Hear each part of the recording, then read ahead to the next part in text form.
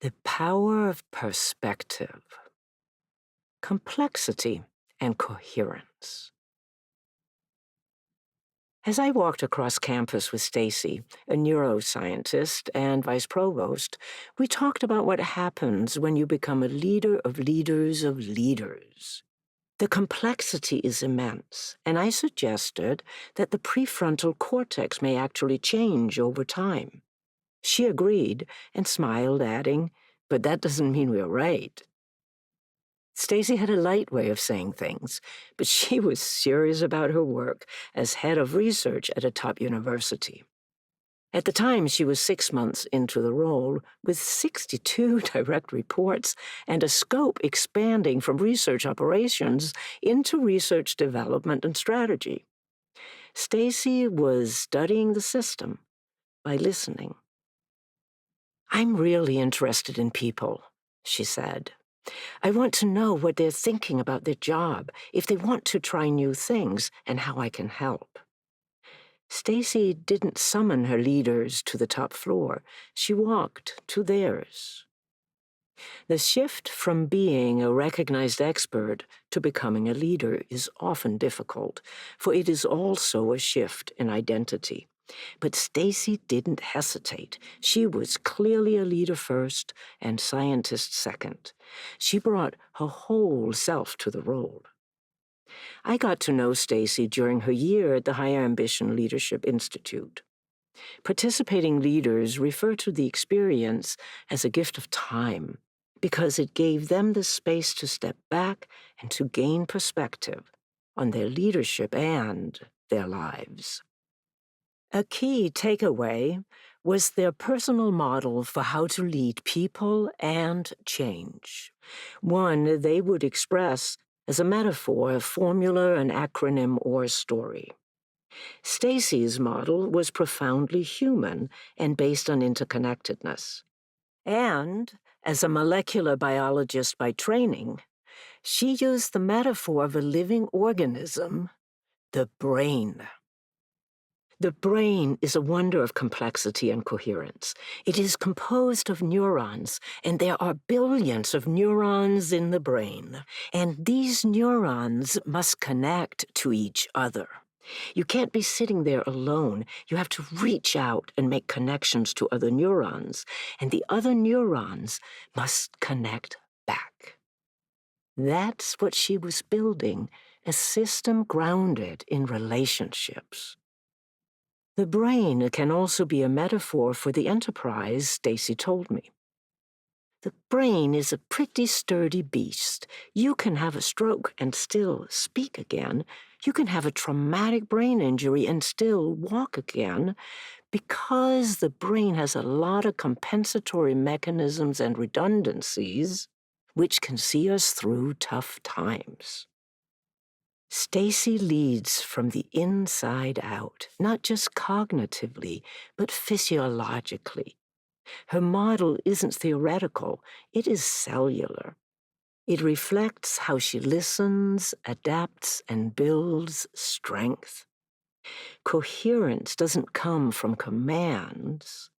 It comes from the way information moves, people sync, and aliveness spreads across the system. Gaining perspective. The power of perspective begins with the capacity to direct our attention, to be clear-eyed about the world around us and attuned to the currents of change. But we live in a culture that profits from scattering it. Thus, it gets hijacked by algorithms and urgencies, and attention spans today are at an all-time low and dropping. This is the most disturbing trend in leadership today, for when we cannot direct our attention, we cannot gain perspective and clarify our intentions, and without intentions, we cannot lead. So what can we do? We can outsmart the algorithms by activating the extended mind. We can turn to time-tested theories for how to lead people and change. We can expand the aliveness effect. If you truly want to understand something, try to change it, said Kurt Lewin, a keen observer of human nature and the nature of change. As a founding figure of social psychology, he also popularized the phrase, "There's nothing so practical as a good theory." Because when we use good research to inform our perspectives, we are in good shape. Daniel Kahneman, the sage of behavioral economics, agreed. He believed we all stand on the shoulders of Kurt Lewin and captured the essence of Lewin's force field analysis this way. If you want to achieve change in behavior, there's one good way to do it and one bad way to do it. The good way to do it is by diminishing the restraining forces, not by increasing the driving forces. That turns out to be profoundly non-intuitive. Diminishing the restraining forces is a completely different kind of activity because instead of asking, "How can I get him or her to do it?" it starts with a question of, "Why isn't she doing it already?" Then you go one by one systematically and you ask, "What can I do to make it easier for that person to move?" Thus, the beauty of the question, what stops you? One thing that stops us is the skull-bound perspective of the mind. In 1998, philosophers Andy Clark and David Chalmers challenged this view in their paper, The Extended Mind, saying that we outsource our memory and other cognitive functions to our calendars and computers. That is, we think outside the brain. Since then, research in neurophysiology, neuroscience, and cognitive science has opened us to a whole new world of learning and leadership. In The Extended Mind, The Power of Thinking Outside the Brain, science writer Annie Murphy Paul distills this research into a coherent framework. We think with our bodies, sensations, movements, and gestures. We think with our surroundings, natural spaces, built spaces, spaces of ideas. We think with our relationships, experts, peers, and groups. This perspective is wired into the way we work. We rely on it to shape the rhythm of the business, so everyone knows who meets with whom, when, and in what spaces. We use it when we move the energy with quick huddles and go outside for one-to-ones. We do it when we take the team to the mountains so we can be together, think together, and create together. Energy follows attention. It organizes around that which is most articulate, coherent, and intense, strengthening the aliveness effect. Asking what stops you is more compelling than urgencies, and activating the extended mind is more stimulating than dopamine. Thus, we guide people's attention by what we listen for as leaders and how we organize the work. Opening spaces. Fortune's Brainstorm Design 2022 event in Brooklyn brought together 170 design-minded leaders from across the world to share our perspectives on the post-pandemic workplace and the future. Every conversation began with a question, "What do you design?" My answer? I open spaces for life to stream through. To illustrate, I'd point to Pixar's co-founder Ed Catmull, who did so with just 2 principles. Story is king, and trust the process. In an interview at Fortune's Brainstorm Tech in 2019, Catmull was asked how Pixar picked the right idea for a movie, and he said, "We never take ideas from the outside, because a movie is not an idea. It is literally tens of thousands of decisions and ideas." So what do they do? We pick a director who is then asked to come up with 3 ideas, because then, when they get stuck, they can rotate through the other ideas until they're prepared to present all 3. Before the pitch, the directors inevitably say they love all 3 ideas equally, that it doesn't matter which one we pick. Catmull laughed, then continued. Now they're lying through their teeth, because when they make the presentation, it's clear that they favor one. And that's the one we pick. This is the way to open spaces for life to stream through. Built with integrity. Aliveness is not about defining ourselves, it's about expanding ourselves. And as I stood on top of the first all-electric skyscraper in New York City, I was ecstatic. The view was breathtaking, the design spacious, and the performance extreme. The tower was completed on budget, ahead of schedule, and with a stellar safety record.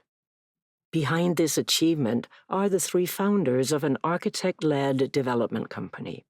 When I met them, they were completing their pre-COVID project and breaking ground on this one, an entire block in Brooklyn that would contain 2 schools and 2 high-rises. Together, they hit the 3 notes on aliveness. First, do the people you work with bring you alive? Clearly. Second, does the work itself bring you alive? Yes.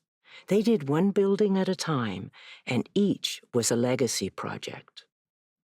Third, does the way you do the work bring you alive? Not the way it used to. That final note became the topic of our retreat to the Hudson Valley. Jarrett, the company's CEO, and I drove up together and talked about the meaning of life, the universe, and everything. After we had settled in, the 3 founders were asked to reflect on their 15 years together and what was to come. They then shared their perspectives, the personal and professional, the highlights and the lowlights. And then we made dinner together. As we lingered over the wine, Jarrett's reflections turned into a heartfelt rant. He had stopped by the site they were completing and found a mess of scattered tools, half-empty food cartons, and trash. Why couldn't people take pride in their work? That opened a space for a new conversation. On the high-rise they were about to build, they would be working with a new construction company. Might this be a chance for a reset? What if they were to build a culture of mutual respect and shared accountability? We decided to sleep on it. The next morning, we cleared the schedule and set up 2 flip charts. 4 hours later, we had a diagnosis and the initial design to share with the extended leadership team. That afternoon, I was meeting with a friend and retired colonel from West Point and invited Jarrett to join us. She told us how the Army embedded clarity at every level, beginning with the commander's intent, the desired outcome of the military operation. A few days later, Jarrett met with the CEO of the new construction management company and shared their frustrations and failures with previous partners. After that, Jarrett asked a big question. Would you be willing to entertain a new way of working together? Leader to leader, they quickly agreed on a shared intention to finish on time and on budget and to enjoy the process. To adopt a shared set of practices, the CEOs then brought their leadership teams to West Point. There, each leader was paired with a battle buddy, their counterpart from the other company. Their commitment was, if you need something, call me. If you're falling down, I'm going to come pick you up. They also adopted red teaming for planning and after-action reviews at every milestone. Together, they created a culture in which people treated one another and the worksite with respect. There was no graffiti, no vandalism, no garbage. And instead of feeling defeated at the end of the day, people walked taller, for they were part of building a first. The first all-electric skyscraper in the city. And this began with just 3 leaders who opened to one another and to the power of perspective. A New York state of mind.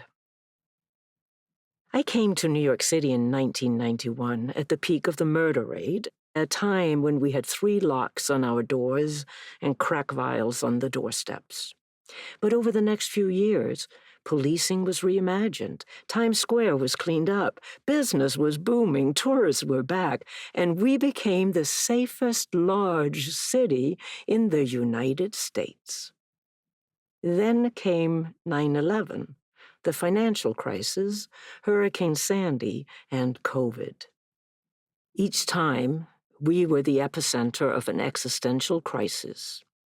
Each time the subways kept running. The rhythm adjusted, and the jobs came back. Because we have the talent and the tenacity to make it work. That's our perspective. A year after 9/11, we honored the victims and heroes with candlelight vigils and concerts, and I found myself on the Great Lawn in Central Park. The New York Philharmonic opened with the somber and spacious chords of Copland's Lincoln Portrait, a tribute to human dignity and democracy. Meryl Streep narrated Lincoln's words. Fellow citizens, we cannot escape history. The fiery trial through which we pass will light us down, in honor or dishonor, to the latest generation. Wynton Marsalis and the Jazz at Lincoln Center Orchestra then followed with a New Orleans-style jazz funeral, starting in sorrow and ending in strength. It lightened our spirits, not because the pain was gone, but because we'd made room for it. As we neared the end of the evening, we heard a single melody, and across the great lawn our voices swelled. Oh, beautiful for spacious skies, for amber waves of grain. Our voices rising, our bodies swaying, a year of grief had been shared and shed. The evening was complete. That's when Billy Joel walked out, sat down at the piano, and pounded the opening chords to New York State of Mind. The lawn went wild. This was our piano man, and this rendition, accompanied by Marsalis, was raw and real, just like we were. For in New York, we keep it real. We knew we were still a target. We knew we would recover. And we did.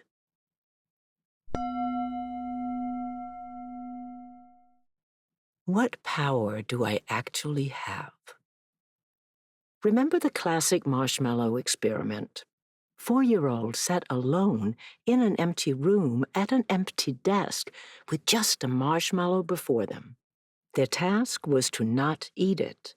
If they could wait until the researcher returned, 15 minutes, they would get one more. A third of them made it. Their secret? The strategic allocation of attention. Instead of fixating on the temptation, they turned their backs, played with their fingers, made funny faces, or made up songs.